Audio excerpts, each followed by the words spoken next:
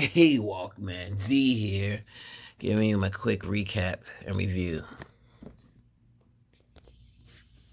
Review of AEW Dynamite for August 18th, 2022. Quick recap. And we kick off with CM Punk. CM Punk returned last week. Foot's all better. He's been gone about almost 3 months. He tells Adam Page he says I got more important news to get to, and then said I got some business to get into, some more important than others basically. And he said I'm gonna go ahead and deal with the unimportant stuff first, the least important stuff first, as he said. So Hangman, you want that rematch back? You have it right now tonight. They were in Charleston. They were in Charleston, Virginia tonight, and he sits cross-legged. By the way, he's not even. CM Punk's not even in his gear. He says you can have that rematch. He lays the belt in front of him, crosses his legs, sits down, pipe bomb style, like, as he does. All right, and he says that's not cowboy shit. That's coward shit.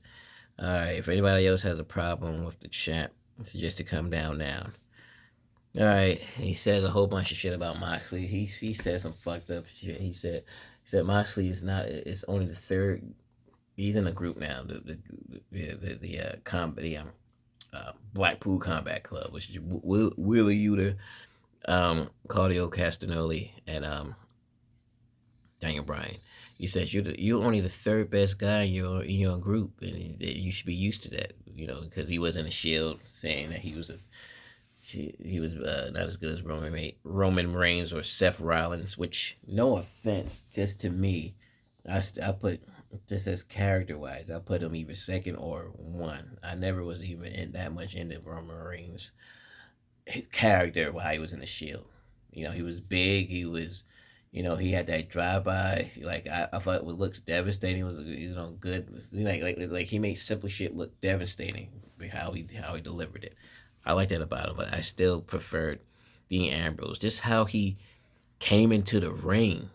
Like I mean, he didn't come in the ring, but when he would come down out through the crowd, how he would barrel roll and dive into the how he dove over the fucking barricade. That shit was cool. Just his whole look.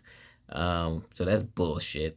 He I don't know. He's coming off his arrogant. Listen, yes, Tony Khan during one of the Mania scrums that broke down.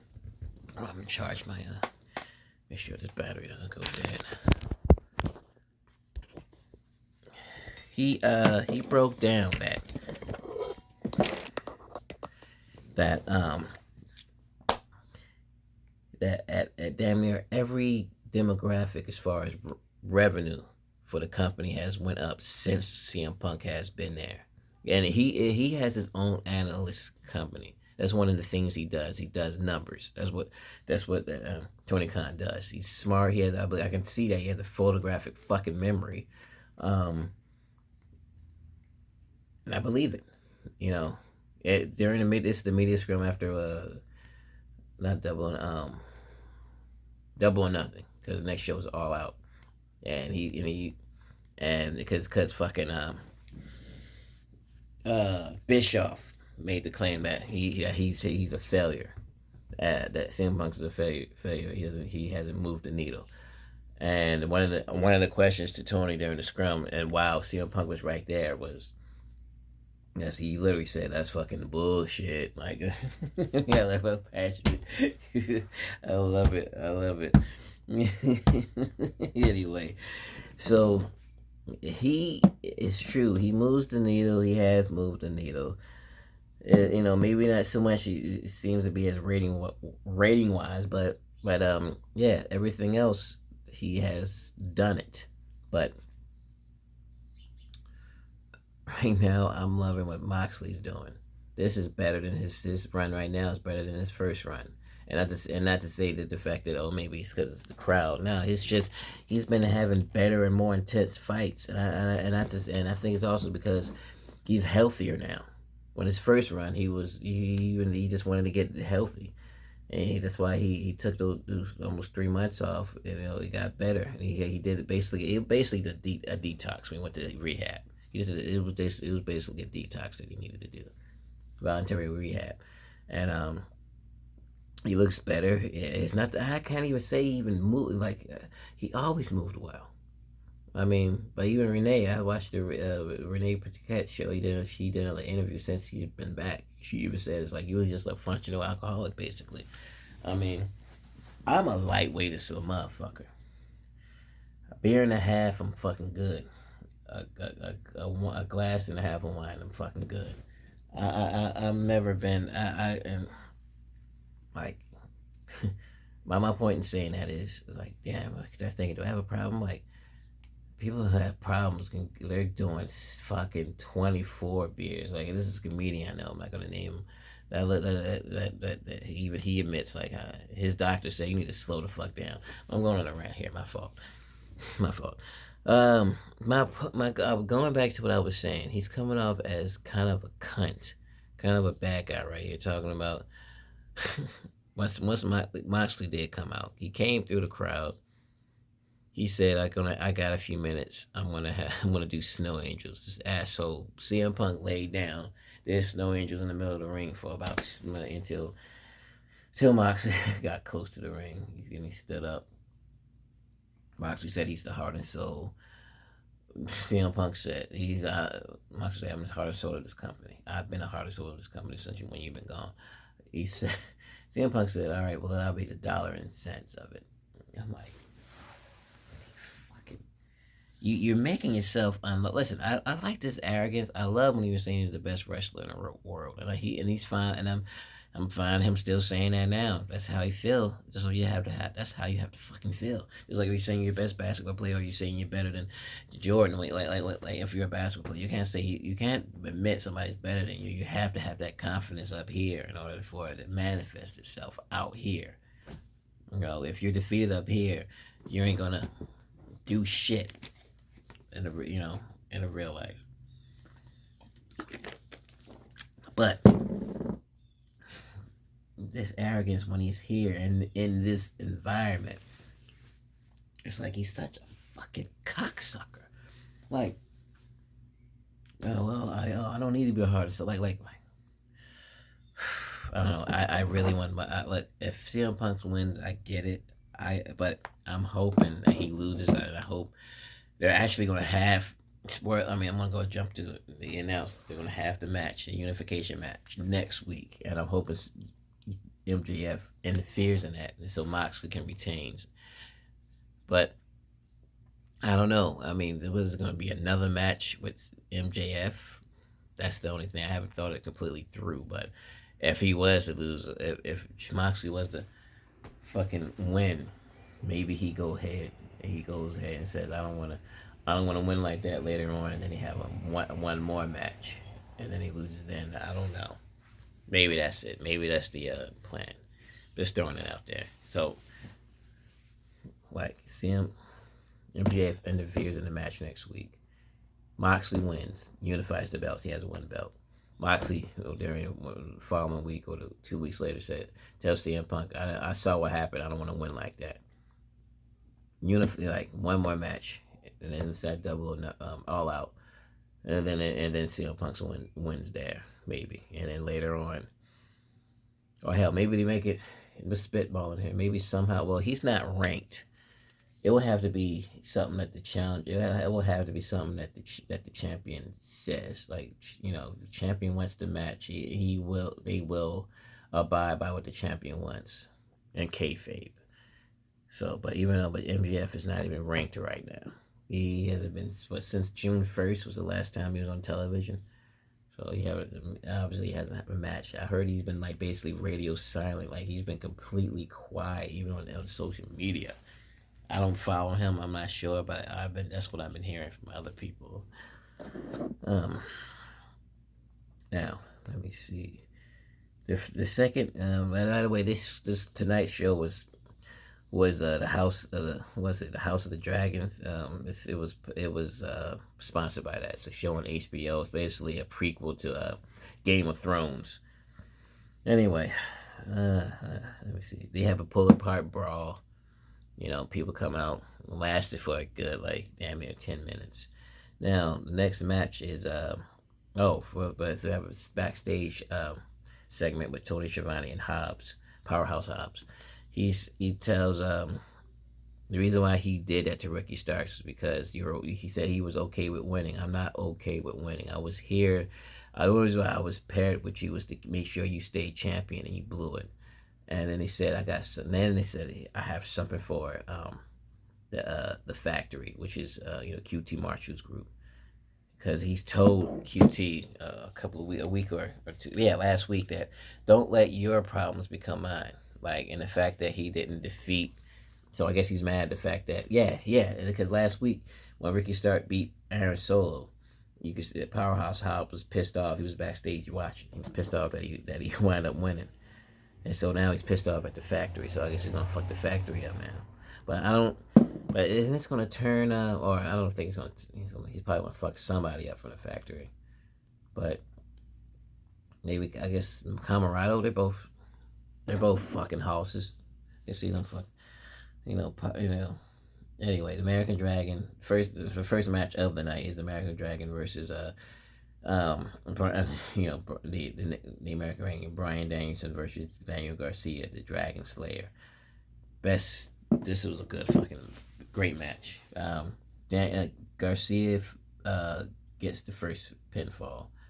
He actually passes out. He actually has him in he puts him in a the submission that actually causes Daniel to fucking actually pass out.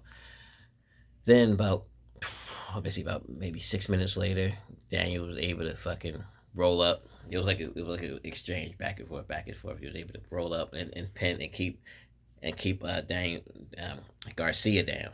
Damn, their bodies related to both Daniel Garcia, Bryan Danielson. Shit, I'm just gonna say Garcia and Danielson.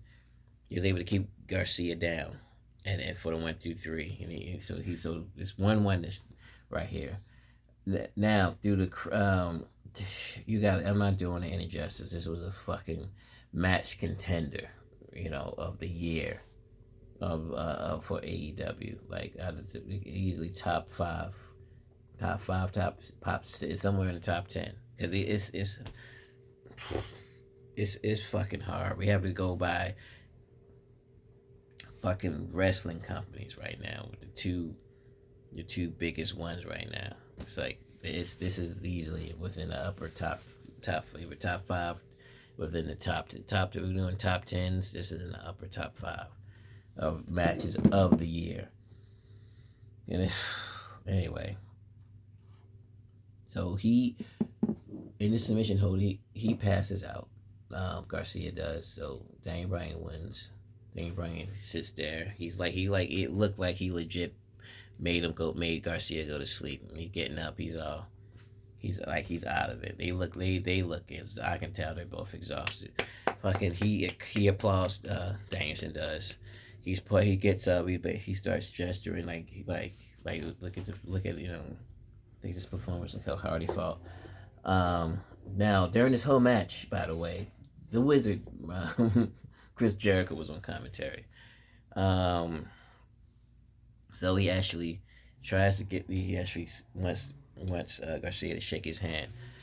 Jericho comes in, hits Danielson from behind, and starts stomping him. Garcia grabs Jericho and spins him around, and makes him stop. Now Garcia's confused. He's looking at Jericho. And so he says, "I'm gonna read Jericho's lips, like, I'm gonna let this go. Like, you need to think about what you did." So so he's still perplexed. Jericho leaves the ring, walks up the ramp. Garcia's still looking at Danielson. He finally leaves the ring. Let me see. Ricky the Dragon Steamboat, by the way, was the guest timekeeper. All right. Now, never backstage segment with Private Party and Swerve in Our Glory, which is Swerve Strickland and um, Swerve Strickland and Keith Lee, Drew Blank. My fault. Like I said, been working all night. My fault. So next week she's gonna put the Private Party wasn't ranked. No, they were ranked top 5. They were ranked 5, but right now, because he recently won on Dark Elevation, so they're in the top 5 right now. Because I believe they said I believe it was Swerve who said you're not even ranked, but he said I'm gonna let you go ahead and challenge for these. We were gonna let you go ahead and challenge for these, but if you don't, but during this exchange, Isaiah Thomas was the slimmer one. He's the one that always going like this. Yeah, he got in Keith Lee's face. Started doing that because Keith Lee had the belt on his shoulder, and then after Isaiah finished talking, Keith Lee just came up with a stick of gum like this because he was in his face like, you need this.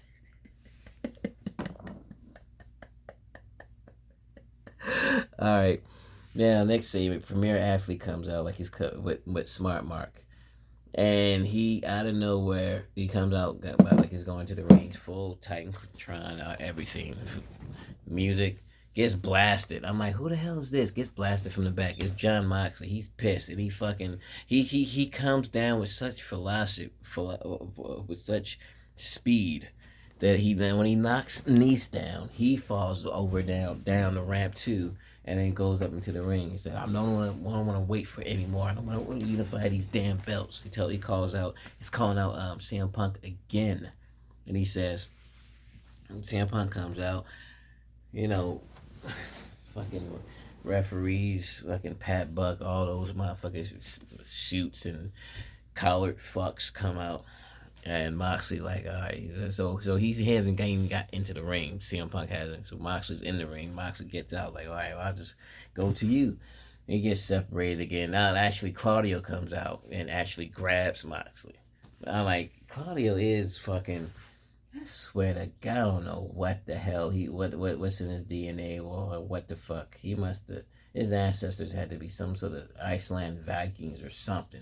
I understand he does these weird workouts and muscle confusion shit, and that's why he's so strong. But he just picked Moxley up, like he bear hugged him from the back and like carried him away a little. He took a few steps. Like Moxley's like what 220. It's not like he's some small, and it's not just the weight. It's like it's an awkward weight. You know what I'm saying? Like it's something like carrying. If you remember what old tube TVs, like they would be front heavy, be hard as fuck to grab. It wouldn't even be really that heavy. Just the awkwardness trying to carry that shit. And he's just carrying fucking Moxley. Claudio is carrying Moxley like he's a little fucking baby. And it's not like he fucking walked up and down the steps with him or anything, but he carried him, moved him halfway across, on the other side of the ring so he wouldn't get to see him Punk. Like, goddamn, that's why he called him the Swiss fucking Superman. The fuck? Like, anyway, this was good. Like I said, this was a great, this to say is a great show. The Varsity Blondes versus the Gun Club. I like both of these teams. I just don't like the Varsity Blondes being squashed. I like Griff Garrett. Like, they were hot. I don't know what's going on, man. I hope Tony has some sort of plan. And I'm glad for the Gun Club. Listen, they're both good teams. The Gun Club, oh God, they're heels now. They were heels for the longest.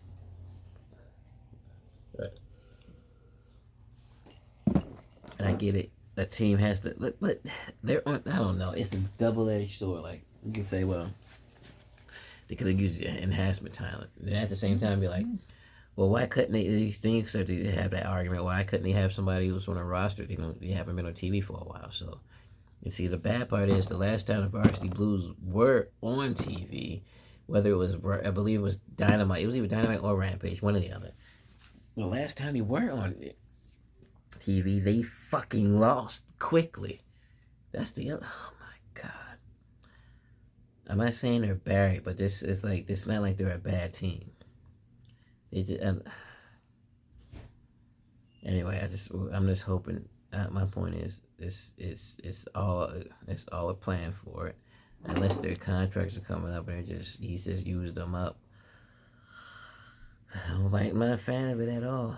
But cause fucking if you look at the fucking not Griff Garrison, Brian Pillman, he's gotten in even better shape. He was always like big on top and wide, but like, he trimmed down and shit. Like, you know.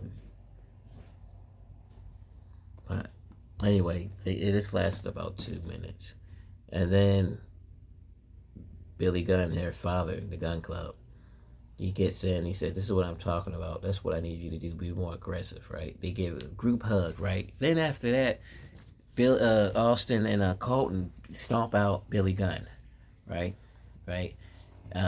Stokely Hathaway comes down. He's like, the last couple of weeks he's been trying to give him his card. I guess now the Gun Club's gonna be with Stokely. So right now Stokely's gonna be with Jade, Adam Page, and the Gun Club.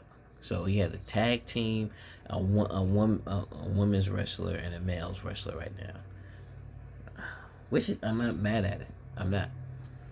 I'm just trying now. I need to figure out what the fuck's going on with Scorpio Sky. But they start stomping out Billy Gunn. Just then the clean music's hit, and they come out, save Billy Gunn for being stomped. They get Colton and Austin run out through the crowd. They have a fucking three-way scissor, which scissor me. He actually says, Anthony Bowens actually says, "Scissor me, daddy ass," and he scissors Billy Gunn, and then so yeah, then right before the segment ends, they all go on like best friend style. They do this like three-way. So good segment. I'm just trying to figure out, is he gonna now?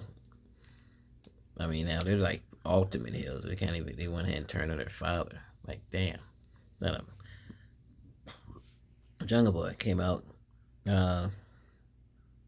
called out Christian, said, if you don't go ahead and just fight me, I'm gonna keep on coming after you. Christian actually comes out through one of the tunnels. Said he's trying to actually tell him, like, I want to fix this. I want to help you now. What I said, a lot of the things I said, I didn't mean. Talking about, he wanted to, he actually got all the way into the ring. He said, "Can I come in the ring?" Actually, he said all this shit and held his arms out like he wanted him to give him a hug. Jungle Boy took two short steps towards him, and then dropped down, double legged him, got Christian on his back, started grounding and pounding. Christian got up, was about to get out the ring. He fucking Jungle Boy got his ass, pulled him back in, and started beating him again. I was like, damn. Anyway, he finally gets out the ring. Jungle Boy Christian finally gets out the ring. Jungle Boy follows him. Christian gets him and was able to throw Jungle Boy into the barricade. He's about to pick him up and do it again. Jungle Boy actually then threw Christian into the stairs, the ring steps, the metal ones, and he grabbed his head like this, like he's talking to him, like saying something. I don't know what he was saying. He started banging his head up against the steel steps. So this is gonna be a good match. I'm hoping they're doing it for All Out. If not, it's a good match either way. Let me see. Now, this next match is the number one ranked Toni Storm versus Kylan King. Kylan King is good. If you don't know her, look her up. I did not know that the last time she was on she had fought was her last match was with fucking Brandy Rose. And I remember that match. It was on Dark. I did not like how that fucking match went. Kylan King is too good. She even went half the speed just to make Brandy Rose look good. I don't know. It's like you were trying to. I don't know if she's not with the company anymore, but it just irritated me how they were trying to make keep Brandy Rose strong. Like, and here this person, Kylan, got all the potential. Young, like 6'1". I knew she was tall. I didn't know she was 6'1". I mean, 5'10", 5'11", and 5'10" is pretty tall for for a female, let alone 6'1". He's like if she had some promo ability, she would be later on. I'm hoping she's signed now. She would be a believable opponent for Jade. Not to say Statlander is it, but I think Statlander is going to be out. I don't know for how long. I think she's out with another knee injury, and I think I could. She was on Dark Elevation last week, and I think I seen what happened. She went for a high boot kick, and it looked like she came up. I thought it was just maybe she just tweaked it a little bit, but it looked like she came up hobbling a little bit after because she won after that. She pinned and like it looked like she wasn't standing up straight. I'm like, God damn it, because she was out for almost a year with a ACL or injury or a knee injury, I think.